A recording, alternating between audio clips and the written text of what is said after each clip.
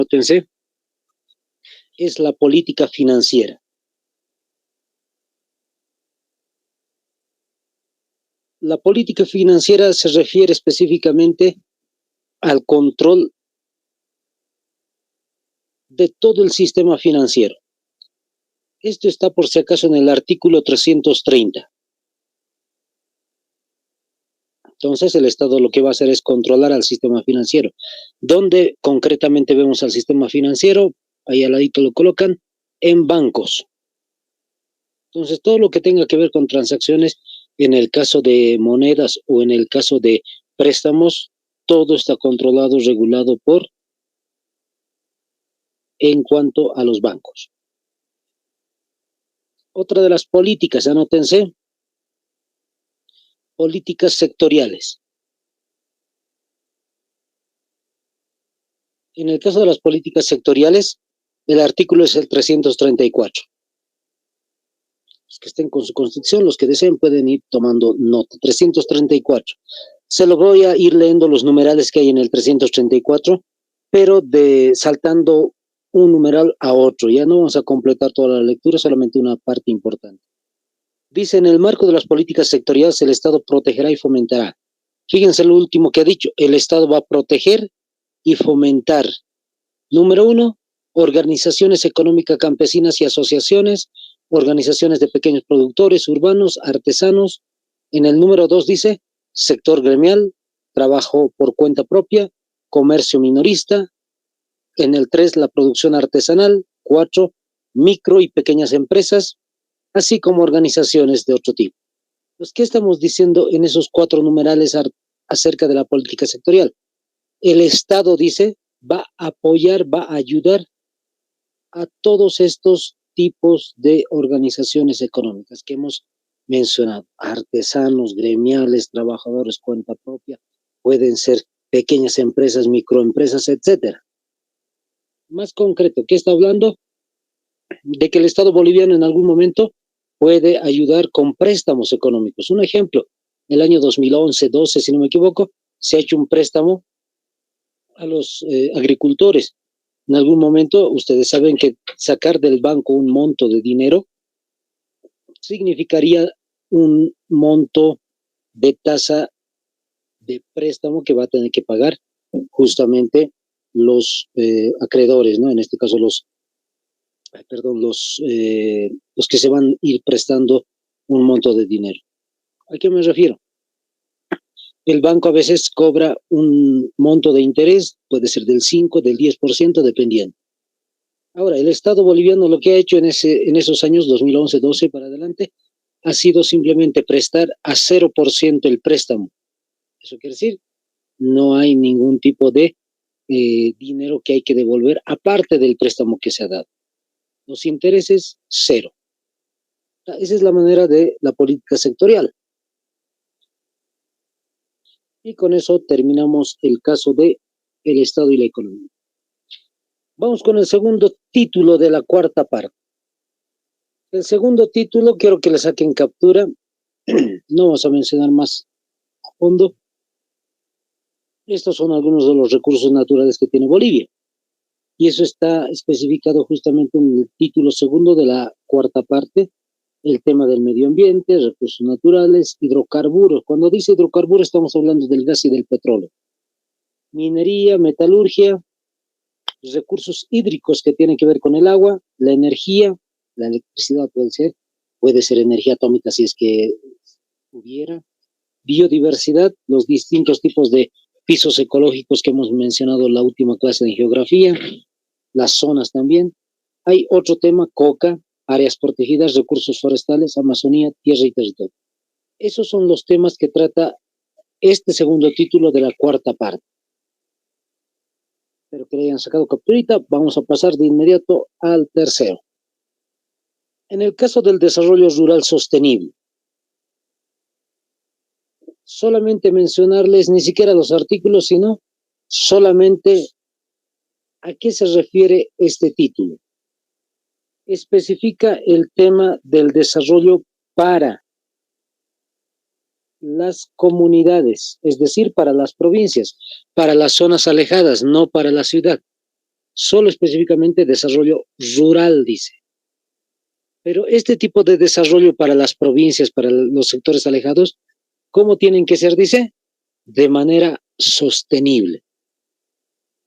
Cuando decimos de manera sostenible, estamos diciendo que el tipo de desarrollo que el Estado va a incorporar es siempre cuidando el medio ambiente, siempre tratando de no explotar el medio ambiente. ¿Listo? Ahí está. Con eso, simplemente, como habíamos dicho, de forma general, una pequeña explicación de la cuarta parte, porque es más temas económicos que otra cosa. Vamos a pasar a la quinta y última parte de la Constitución.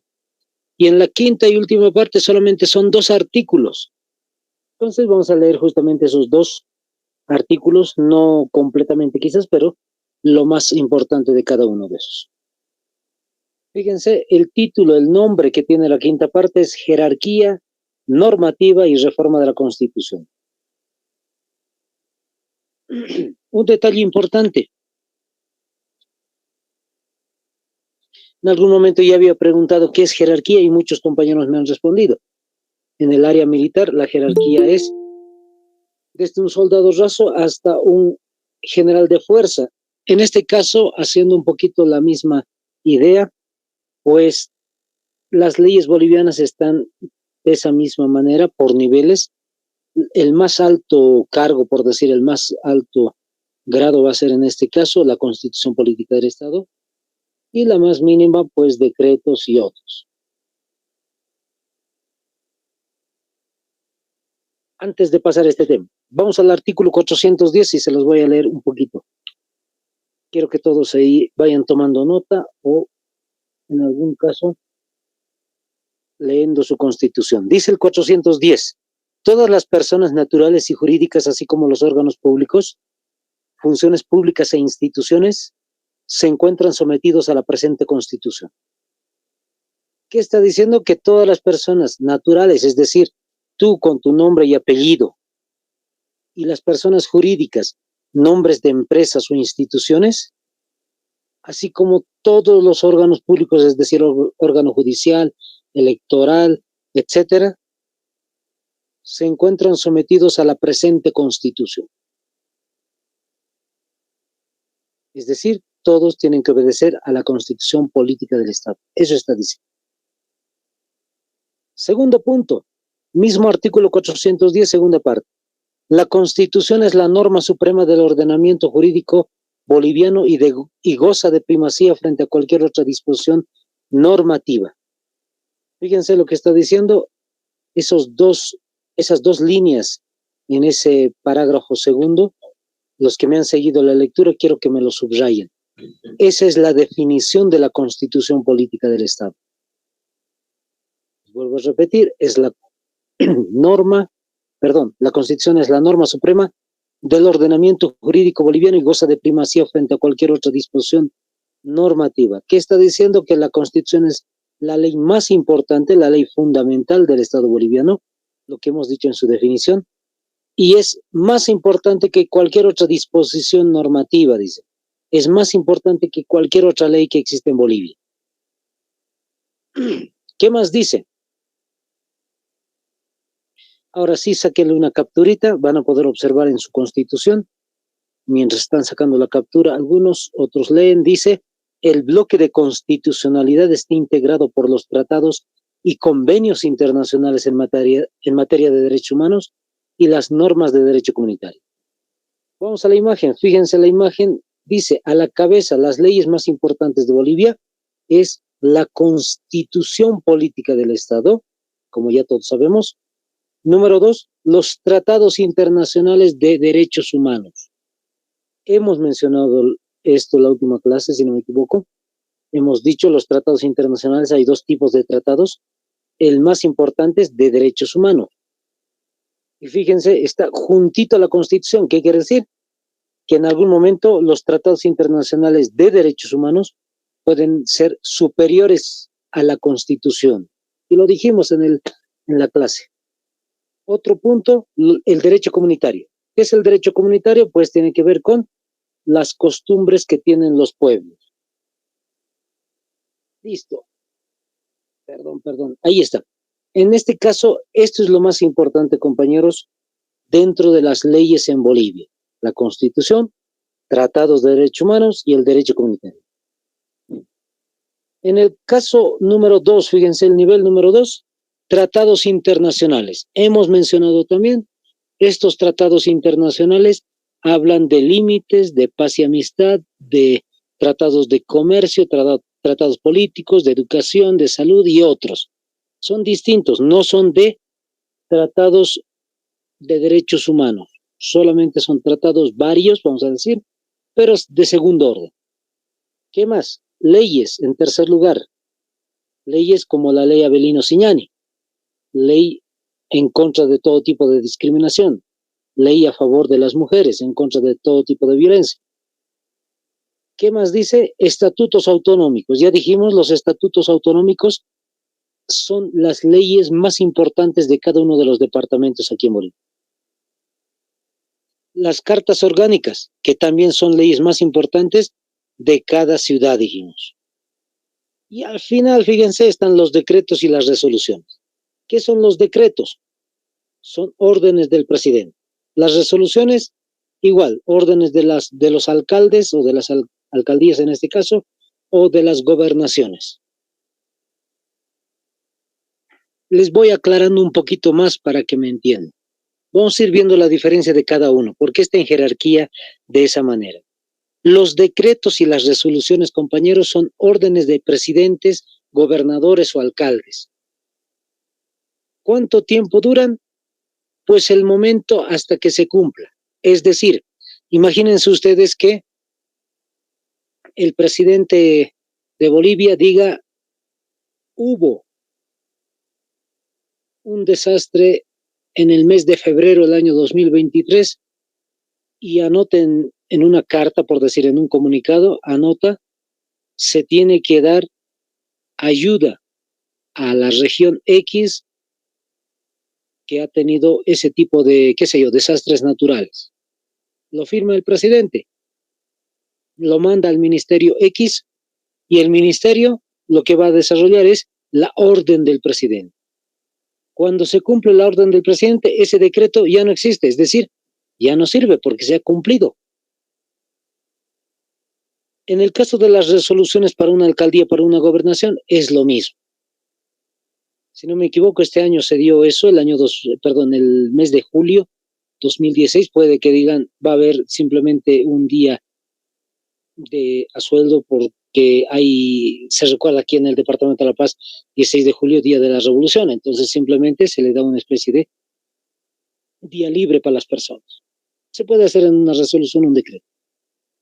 Y ese día se cumplió, y para el día siguiente ya no existe este decreto o esta resolución, se extingue simplemente.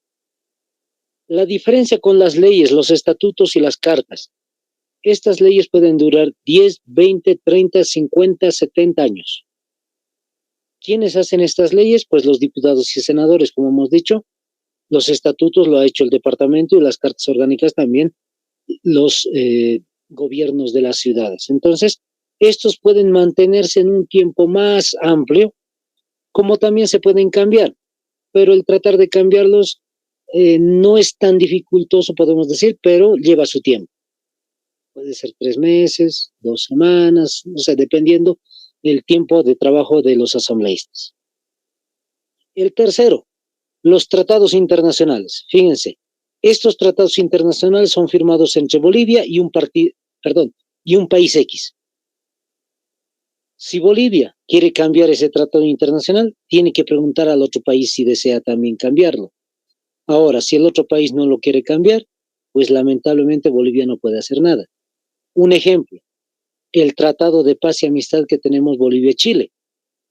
Bolivia quisiera cambiar el tratado de 1904, pero Chile no quiere cambiarlo. Entonces, lamentablemente, no podemos hacer ningún tipo de cambio de forma unilateral. Solitos nosotros no podemos cambiar.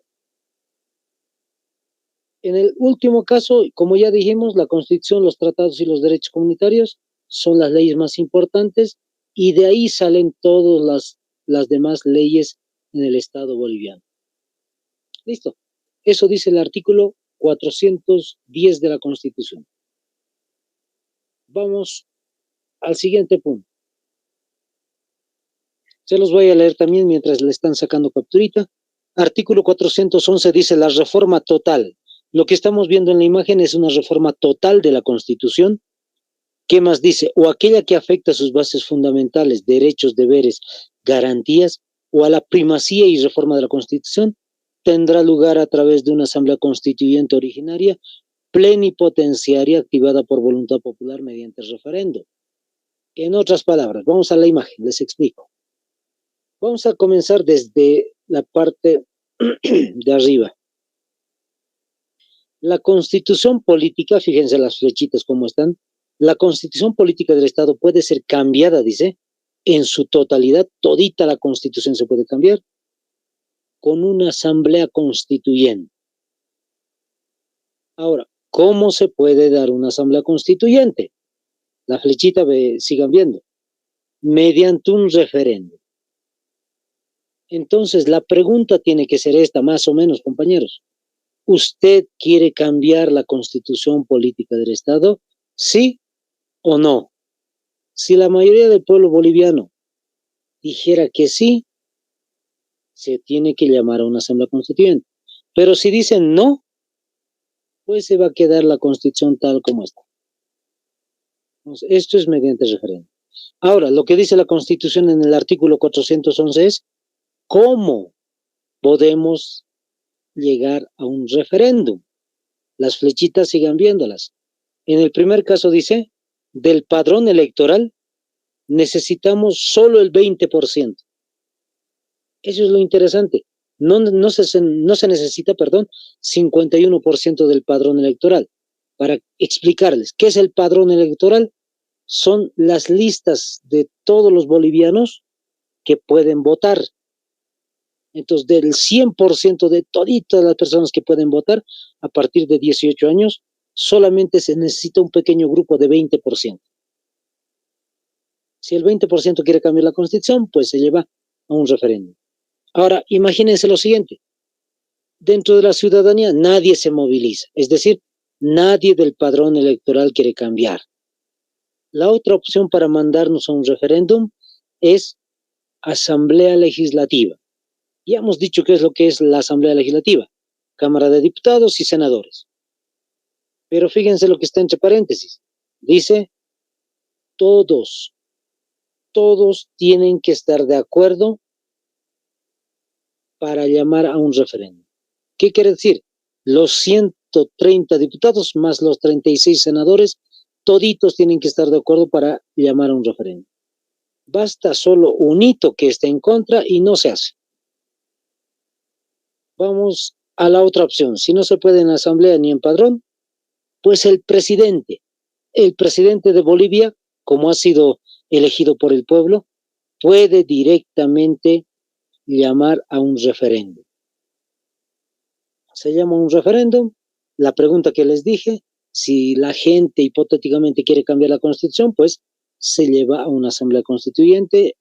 Esa asamblea va a tener seguramente un año y medio o 2 años para cambiar la Constitución y listo. Dentro de 2 años tenemos una nueva Constitución política del Estado. Eso es la reforma total de la Constitución. Ahora vamos al otro. La reforma parcial. Fíjense, casi tiene el mismo método, casi. Solo que aquí ya no hay asamblea. Ya no hay asamblea constituyente, me refiero. Fíjense, dice la reforma parcial, si uno quiere cambiar un artículo, 2, 3 artículos de la Constitución, se lo tiene que hacer mediante referéndum. En el caso del referéndum, ¿cómo puede llamarse un referéndum? Uno, por el padrón electoral. Otra vez, 20% solamente del padrón electoral para poder llamar a cambio de 1, 2 o 3 o algunos artículos de la Constitución. Ahora, si nadie se moviliza en el padrón electoral, pues tenemos a la Asamblea Legislativa. Diputados, senadores pueden ponerse de acuerdo para cambiar algo de la Constitución, pero ellos no van a poder cambiarlo solitos. Necesitan referéndum. ¿Cuánto se necesita? 2/3 de la Asamblea Legislativa. ¿Qué significa 2/3? Imagínense los 166 asambleístas, repartirlos en 3 grupitos. 2 grupos tienen que estar a favor, 1 en contra. Por eso dice 2/3. De los 3, 2 tienen que estar de acuerdo. Listo. De esa manera, entonces, se realiza lo que va a ser la reforma parcial de la Constitución Política. Y con esto, compañeros, hemos terminado.